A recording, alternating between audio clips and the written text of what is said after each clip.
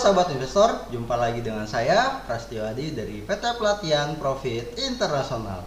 Ya, apa kabar sahabat investor semuanya? Semoga selalu dalam keadaan sehat walafiat, diberikan kemudahan, diberikan kelancaran, dan tentu saja saya selalu berdoa untuk sahabat investor semuanya diberikan hadiah berupa cuan di saham. Amin. Ya, pada kesempatan kali ini saya tidak sendiri, saya ditemani dengan tim analis riset juga dari Forex, yaitu Bapak Jailani. Halo Ya, Pak Zai. halo Mas Adi. Ya, baik ya Pak kabarnya? Alhamdulillah baik. Gimana Pak market Forex Pak? Ya, market forex pada saat ini mengalami posisi penurunan ya. Wah, ternyata sama juga ya kayak di saham ya Pak ya? Sama ya, Mas Adi. Di saham juga lagi mengalami bearish, namun udah ada pembalikan arah ya. Ya mungkin di forex juga sama ya Pak ya? Udah Ya, di ada, forex sama juga Mas Adi. udah ada gitu. Nah jadi kayaknya berbau aroma COVID ya Pak ya? Ya, biasa pengaruhnya ada Mas Adi. Nah itu dia. Jadi memang pandemi COVID ini sangat berpengaruh sekali ya terhadap market di saham dan juga di forex. Nah banyak sekali nih ya Pak Jay ya teman-teman ataupun di luaran sana yang saham itu sama dengan forex, forex itu sama dengan saham gitu. Padahal sebenarnya beda ya Pak Jay ya? Beda Mas Adi. Nah itu untuk teman-teman semuanya harus diketahui ya bahwa untuk instrumentasi saham dan juga forex itu sangat berbeda instrumentasinya. Kenapa ya, nanti teman-teman semua akan tahu di video ini, jadi jangan ditinggalkan video ini ya Pak ya. Oke. Kesel ya kalau ditinggalin ya. Iya, Ya jadi kita mulai dari mana dulu ya Pak? Ya, terserah Mas Adi. maunya Oke dari mana. siap. Jadi mungkin saya akan memperkenalkan dulu ya untuk instrumentasi saham ya Pak Jaya. Oke, Mas Adi. Instrumentasi saham kita akan lihat di sini. Nah, seperti yang ada di layar kaca ya Pak Jaya, ini instrumentasi saham, ini perdagangan market hari hari Rabu tanggal 20 ya kan, tanggal 20 Mei 2020. Ini adalah jam marketnya kan masih buka ya Pak saham Pak. Jadi saham itu jam marketnya jam 9 pagi sampai jam 12 sesi 1, dan sesi keduanya setengah 2 sampai jam 4 biasanya. Karena ini ada COVID jadinya ada peraturan yang berubah, jadi jamnya pun udah berubah. Nah kalau kita lihat ya teman-teman semuanya ya, kalau di instrumentasi saham kurang lebih seperti ini tampilannya. Di sini ada running trade ya. Kita di sini bisa mengetahui saham-saham apa yang sedang ditransaksikan ya, sesuai dengan detik, menit, dan jamnya.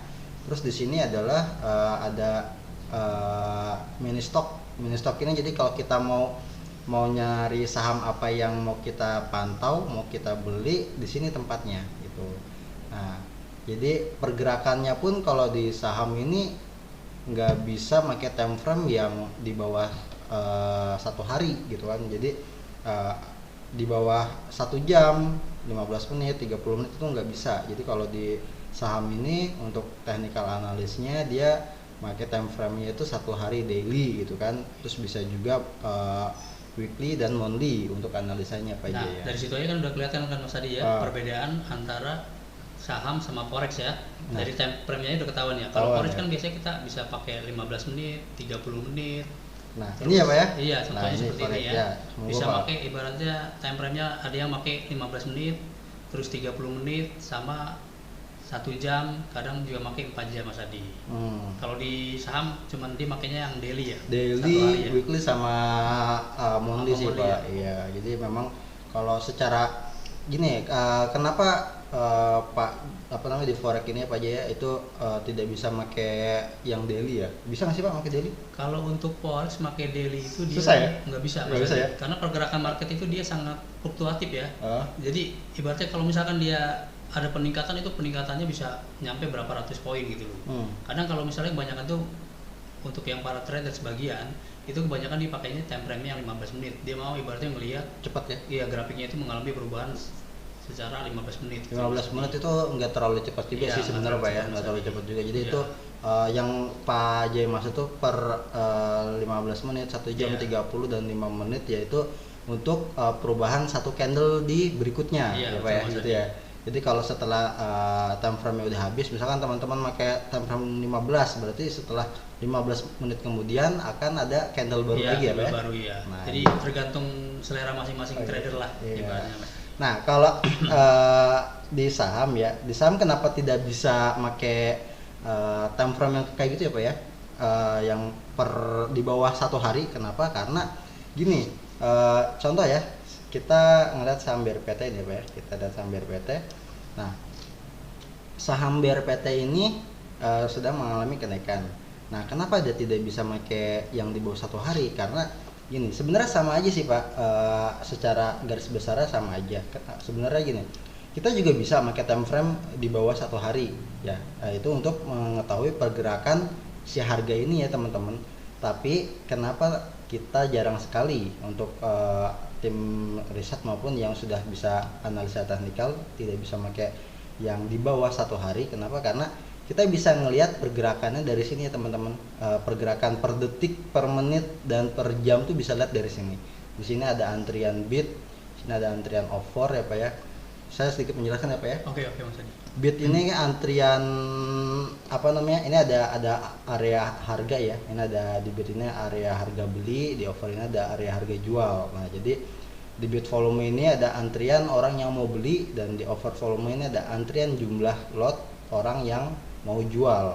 Nah, jadi kalaupun kita pakai time frame untuk di grafiknya itu di bawah 1 jam atau di bawah 1 hari, ya kita cuma lihat transaksi yang di sini aja nih yang terbentuk. Jadi agak susah buat nganalisanya karena yang gerak yang di sini Pak, yang di angka ini ya, di harga sekarang gitu loh. Dan harga sekarang pun kita sudah bisa melihat. Jadi untuk perubahan pindah ke satu harga pun itu butuh waktu yang memang tidak sebentar kalau di saham ya Pak. Terus jadi ya gini lah kalau gimana ya. Jadi kalau di saham itu tidak bisa pakai time frame di bawah 1 hari, itu susah sekali untuk dianalisanya karena garis besarnya adalah kita bisa melihat langsung pergerakan ini di layar ini di mini stock, karena kita lihat di sini ada bid dan volumenya tertera di situ. Untuk ngabisin di satu offer aja ini bisa sampai berapa duitnya, bisa sampai berapa banyak Pak. Kalau kita buktikan ya, misalkan ya di 1255 nih yang 26.000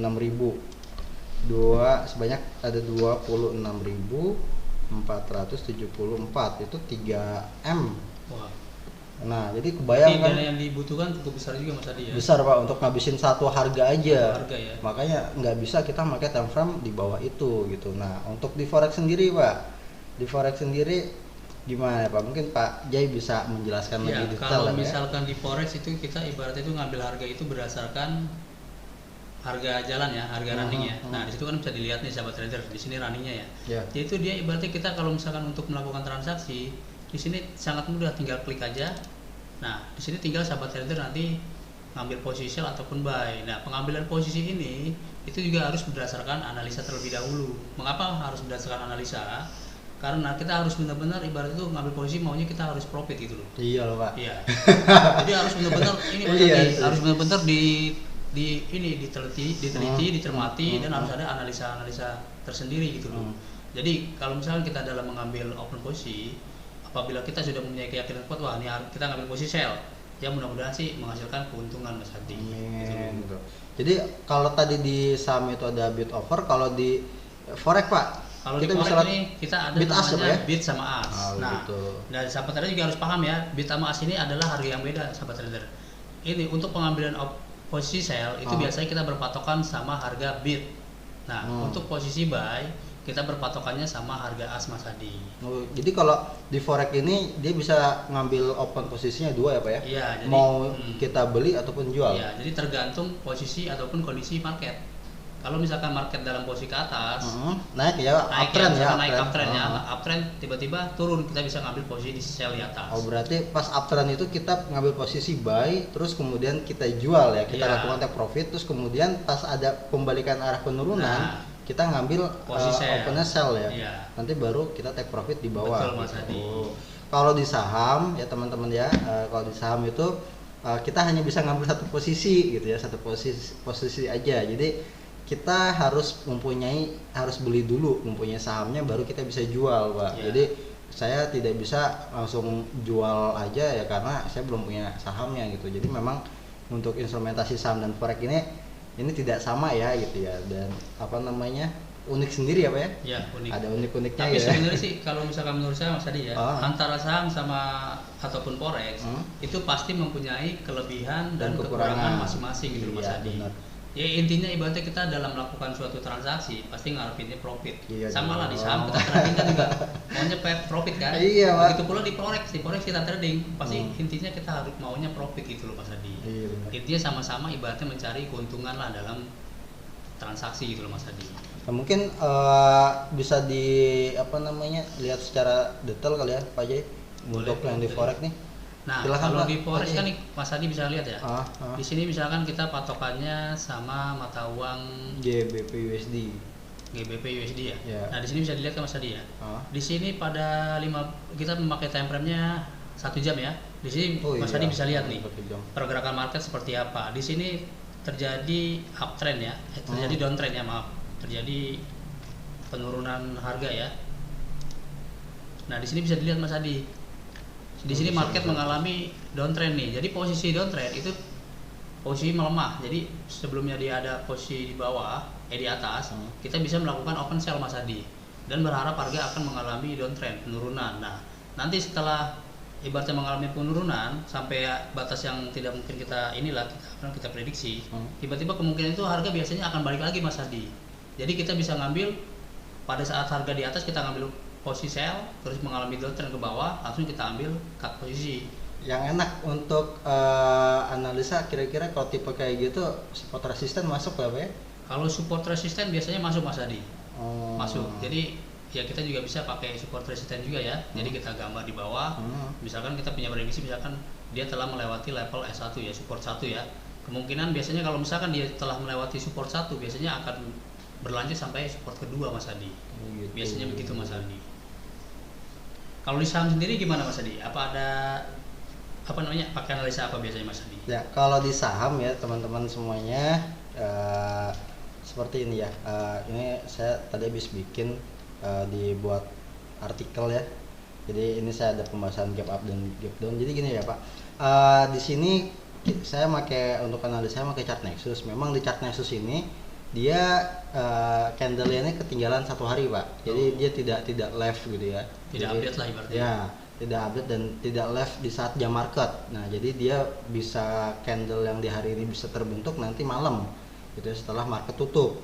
Namun dari sini satu candle ini yang teman-teman lihat di layar ya, per satu candle itu sama aja 1 hari.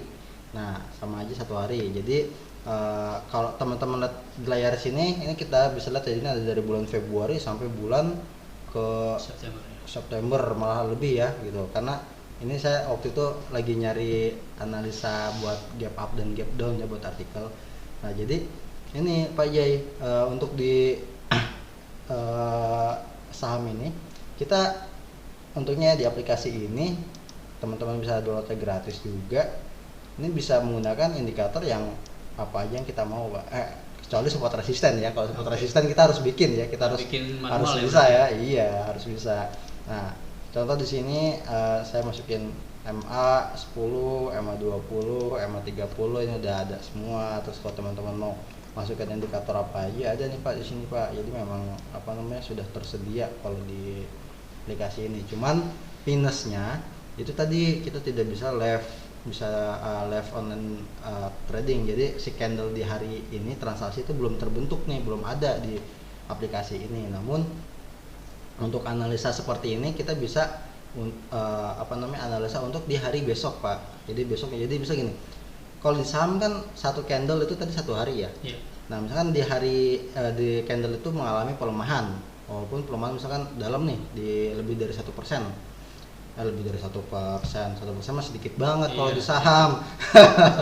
Misalkan minus 7% gitu kan mengalami pelemahan. Nah, biasanya yang terjadi di hari berikutnya itu sudah teman-teman tuh udah bisa memprediksi arahnya, sudah menganalisa arahnya ini bakal melanjutkan pelemahan. Kenapa? Karena minus 7% itu bukan suatu pelemahan yang biasa saja, namun ada panic selling di dalamnya gitu. Jadi ya kita apa namanya yang kayak gitu harus kita hindari, kecuali kalau minusnya masih dalam batas wajar pelemahannya, itu untuk di hari berikutnya masih ada potensi untuk mengalami kenaikan. Jadi sangat apa namanya mudah sekali dianalisa sih Pak. Namun ya kembali lagi ya ini apa namanya kita harus membeli saham ataupun forex itu harus dengan analisa ya Pak ya. Iya, betul, Jangan sampai teman-teman melakukan aksi pembelian itu tanpa analisa, itu sama aja kayak gambling ya Pak. Iya benar. Nah mungkin ada lagi yang mau disampaikan Pak? Ya, kalau yang mau saya sampaikan gini ya, jadi pokoknya intinya antara saham dan forex itu pasti memiliki perbedaan ya.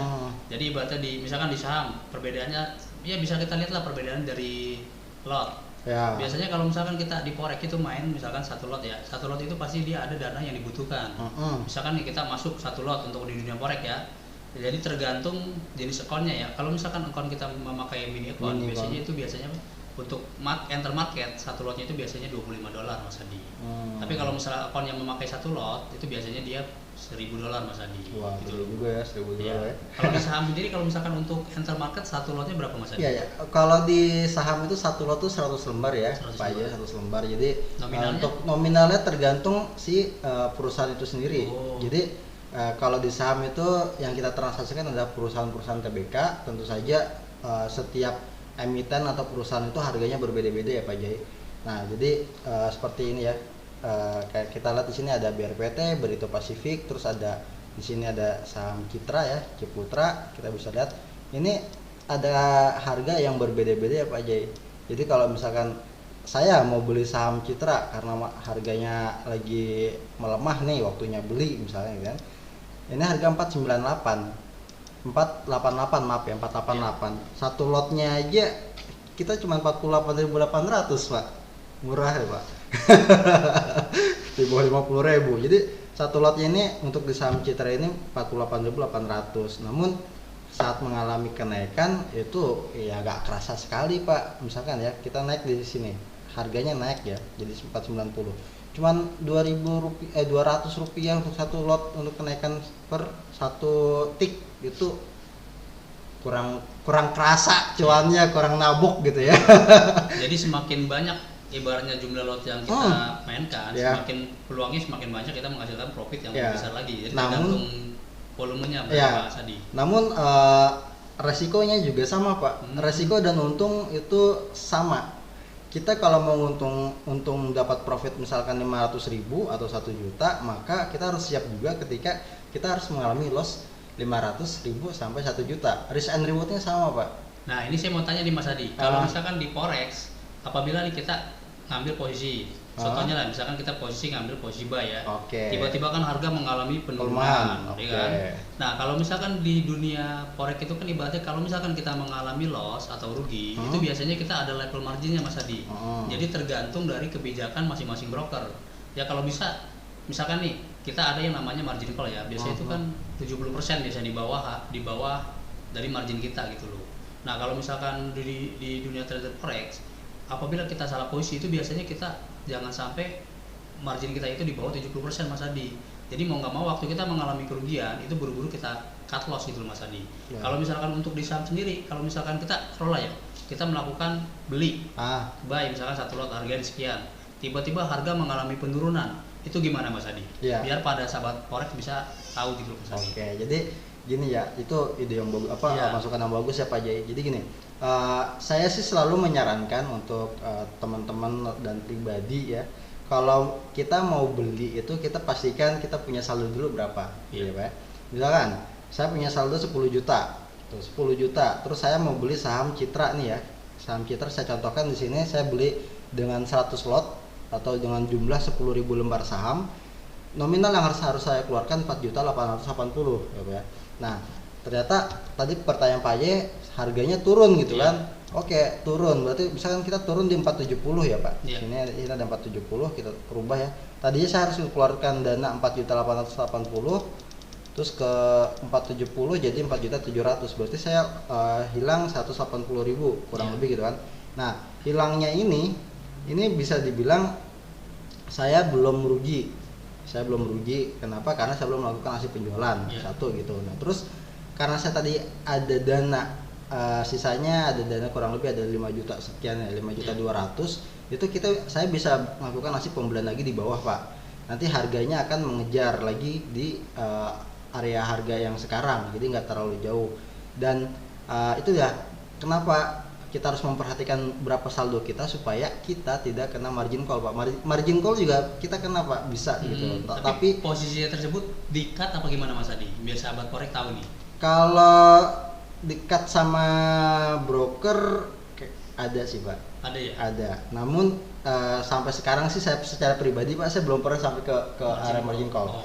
Jadi saya selalu membatasi kerugian. Misalkan saya beli saham Citra dan ternyata sahamnya itu mengalami pelemahan 5%. Ya udah jual rugi aja. Nanti kita ngambil lagi di bawah, di bottom. Berarti intinya sama Mas Adi sebenarnya, membatasi saham sama forex itu ada ya. Kalau misalkan di forex apabila kita mengalami kerugian itu biasanya kita melakukan pemasangan stop loss Mas Adi. Ya, sama ibaratnya meminimalisasi kerugian Mas Adi. Iya. Intinya sama berarti Mas Adi ya, saham sama forex ya. Untuk membatasi kerugian supaya tidak terlalu dalam gitu kerugiannya gitu Mas Adi. Nah, itu dia. Jadi memang itu harus diperhatikan ya. Jadi untuk di saham dan di forex untuk penanganan resikonya kurang lebih hampir sama ya Pak. Hampir sama untuk mengurangi pembatasan kerugian sampai salah ngomong. Haus. Saking seriusnya nih Mas Adi. Iya, saking seriusnya ini. Aduh, jadi memang ini saya juga pengen belajar juga ya Pak. Iya, soalnya kan banyak mungkin dari sahabat forex di luar sana mungkin bertanya apa sih perbedaan saham dan forex. Nah, dengan adanya diskusi seperti ini kan jadi sahabat yang masih belum tahu, belum paham tentang saham, di sini Mas Adi bisa menjelaskan tentang saham. Dan bagi sahabat saham yang ingin belajar dunia forex, di sini juga saya mewakili forex, sahabat trader juga bisa cobalah belajar gitu. Iya, jadi nggak ada salahnya Pak. Iya, betul. Jadi memang kita sebagai manusia ya kita nggak ada salahnya kalau kita mencoba sesuatu ilmu yang baru. Betul, ya. Mas Adi. Yang penting didasari dengan ilmu. Jangan sampai kita mencoba sesuatu hal tanpa didasari ilmu, ya sama aja kayak kita terjun payung namun kita tidak tahu cara buka parasutnya Pak. Betul. Sama aja kayak berdiri ya. Soalnya ini sebenarnya untuk dunia saham sama forex itu sebenarnya ilmu yang sangat mahal Mas. Iya, benar. Ini nggak ada di dunia sekolah, nggak ada. Betul, nggak ada. SD, SMP, SMK dan kuliah pun saya nggak dapat materi kayak gini Pak. Betul Mas Adi. Jadi memang ini ilmu yang sangat mahal sekali dan pengalaman yang berbicara Pak. Betul. Okay. Ya, mungkin nggak bisa ini juga Mas Adi, kita belajar secara otodidak juga nggak bisa Mas Adi. Iya juga. Harus ada pendamping. Gurunya, pendampingnya harus ada Mas Adi. Nah, caranya gimana? Caranya teman-teman semua bisa buka website kita ya Pak ya. Betul Mas Adi. Pelatihan Profit Internasional, teman-teman di situ kita juga menerima layanan yaitu berupa ada layanan signal saham dan forex ya. Terus ada private training ya Pak. Ya, betul, untuk pelatihan private training untuk teman-teman semuanya baik di saham maupun di forex itu ada. Terus ada layanan konsultasi manajemen portfolio itu juga ada. Dan juga untuk di forex ini ada yang unik ya Pak, kalau di forex ini bisa menggunakan robot ya Pak ya? Bisa Mas Adi. Nah itu dia, keunggulannya di forex itu ternyata bisa menggunakan robot. Jadi kita bisa melakukan transaksi memakai robot, jadi kita tinggal ini aja lah, tinggal memantau aja Mas Adi itu. Iya. Kalau di saham belum bisa Pak. Ya mungkin nanti suatu Mas Adi akan bikin robot saham, mungkin aja. Ya mudah-mudahan ya. Tapi kalau saya lihat selama saya menggeluti di saham nih Pak ya, sampai sekarang sepertinya untuk penggunaan robot ini di online trading itu di saham tidak ada sih Pak. Tidak ada ya. Jadi saya sempat beberapa kali juga mengikuti acara seminar di luaran sana yang berbayar. Nah, dia menciptakan aplikasi ya menggunakan analisa seperti robot juga Pak. Tapi itu sama kayak aplikasi yang tadi kita pakai yang Chat Nexus secara gratisan, itu hanya dia merubah aja sih Pak. Dia hanya merubah indikator yang ada, dia rubah, dia set ulang, akhirnya ya gitu deh ya. Akhirnya tapi sekarang sih kayaknya udah nggak ada sih tokonya. Iya, kayaknya udah kena, saya nggak tahu deh ya kenapa. Mungkin teman-teman juga ada yang tahu ya. Jadi memang untuk di saham ini tidak bisa menggunakan robot, namun kelebihannya di forex ini bisa menggunakan robot. Nah, jadi teman-teman semuanya ini kita hanya sekedar diskusi sharing ya mengenai instrumentasi yang berbeda di saham maupun di forex. Tapi semua terserah teman-teman semua untuk memilih instrumentasi apa ya. kita hanya sedikit memberikan informasi supaya teman-teman semua jelas dan ada bayangan yang belum buka akun di forex maupun di saham, jadinya teman-teman ada bayangan kira-kira saya tertarik di mana, yaitu semua pilihan teman-teman sama ya. Dan jadi, sekali lagi bagi sahabat trader baik itu saham ataupun forex yang belum mempunyai yang masih awam lah ya, itu bisa belajar di perusahaan kita Mas Adi ya. Iya benar. Kebetulan di perusahaan kita ini berbentuk layanan edukasi gitu Mas Adi. Nah, ya mungkin dengan caranya yang sahabat trader yang masih awam belajar sama kita, jadi bisa paham gitu loh, oh ternyata forex itu seperti ini gitu loh, dan saham itu seperti ini gitu loh Mas Adi. Iya benar Pak, itu benar sekali tuh ya yang Pak J jelaskan. Ya mungkin sepertinya kita harus diskusinya harus kita selesaikan hari ini ya. Mas Adi. Waktunya karena terkendala waktu ya. Betul, mungkin nanti kita bisa bikin diskusi bareng yang kedua dan ketiga dan seterusnya gitu Pak ya, supaya saya rasa sih informasi yang kita berikan ini sangat berguna dan bermanfaat sekali. Sangat berguna sekali Mas Adi. Jadi sayang sekali kalau dilewatkan ya Pak. Nah, betul Mas Adi. Supaya tidak kelewat, teman-teman jangan lupa subscribe video kita ya Pak ya. Betul. Subscribe di channel YouTube kita, terus loncengnya dibunyiin. Silahkan berkomentar, like dan share tentunya. Sampai salah ngomong saya. Ya, sampai jumpa di video berikutnya Pak ya. Okay. Salam cuan, salam withdraw. Dadah.